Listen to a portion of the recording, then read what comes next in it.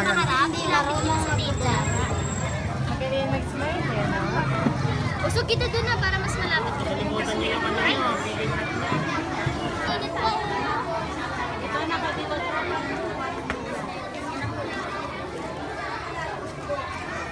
Tum ka na? Yan. Ay, kain ka na. So malapit na. Ikaw ang pinakamaliit. Kaya ikaw ang pinili ko eh.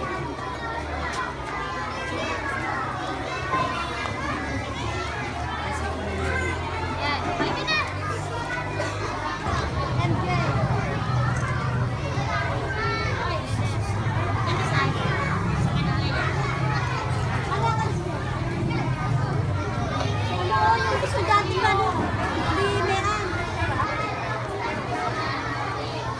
Guwapo mo naman.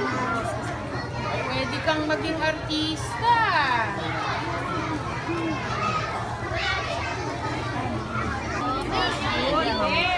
Sasabihin mo, hindi ka pala kayo na. Ma'am.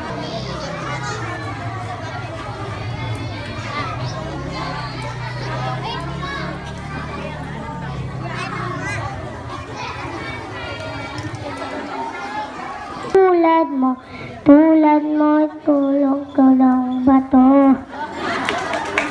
Thank you! Hindi rin siya mapakain. O ngayon, kakain ka na ha. Okay, palakpakan